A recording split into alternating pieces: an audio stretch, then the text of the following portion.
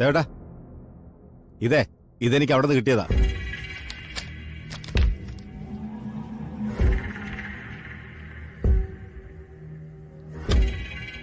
ആ, ഇതെന്റെ ഡയറി കുട്ടാ. ആ, പണ്ട് ബിസിനസ് ഉണ്ടായിരുന്നപ്പോ കാശ് കിട്ടാനുള്ളതും കൊടുക്കാനുള്ളതൊക്കെ എഴുതി വെച്ച ഡയറിയാ. ഞാൻ നോക്കട്ടെ.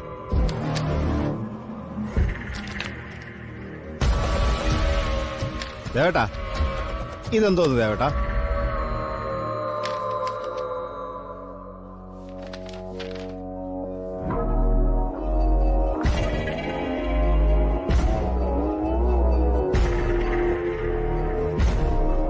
ഇത് ഞാൻ എഴുതിയതല്ല.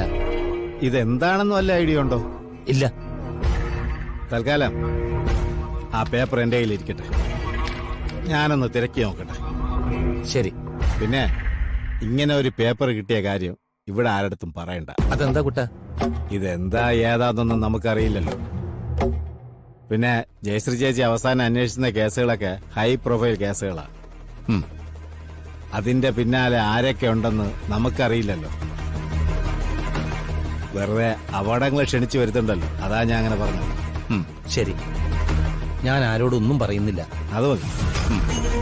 നമുക്ക് നമ്മുടെ സേഫ്റ്റിയാണ് വലുത്, ബാക്കിയൊക്കെ പിന്നെ നോക്കാം.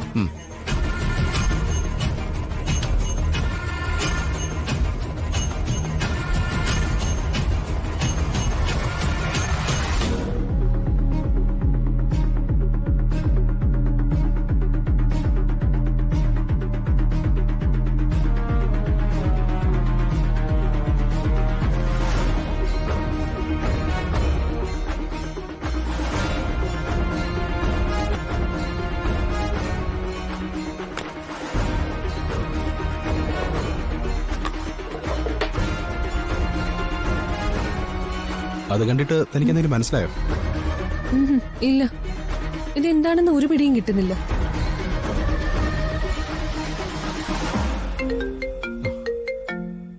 ദേ കുട്ടിയേട്ടൻ വിളിക്കുന്നു.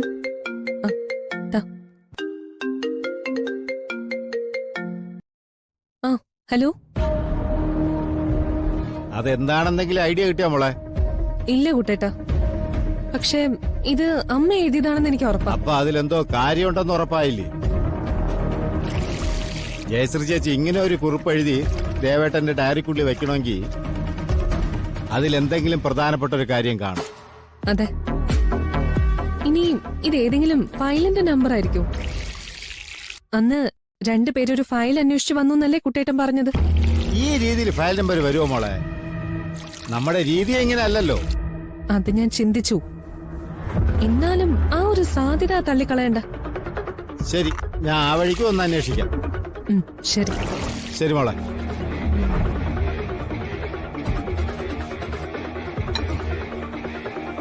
തന്നെ ഇത് ഫയൽ നമ്പർ ആവാൻ സാധ്യതയുണ്ടോ? അറിയില്ല. ആ, നമുക്ക് നോക്കാം. നോക്കാം.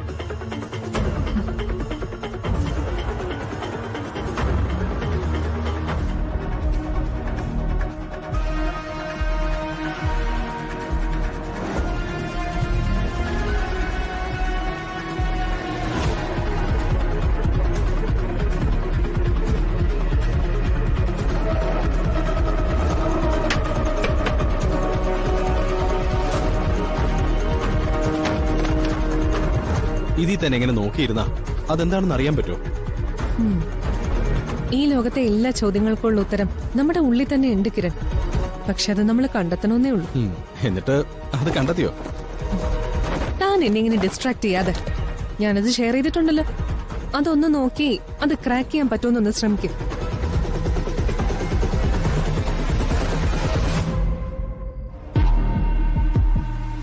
ഇത് ഫയൽ നമ്പർ അല്ലെങ്കിൽ പിന്നെ എന്താണെന്ന് ഒരു പിടിയും കിട്ടുന്നില്ല. അഖിലെ എ ടൂൾസ് വെച്ച് നോക്കിയിട്ടും രക്ഷയില്ലെന്നാ പറഞ്ഞേ. ഇതെന്റെ അമ്മ എഴുതിയതാ. ഇതെന്താണെന്ന് എന്റെ ഉള്ളിൽ തെളിയും. ഞാൻ എന്റെ അമ്മയുടെ അംശം തന്നെയല്ലേ.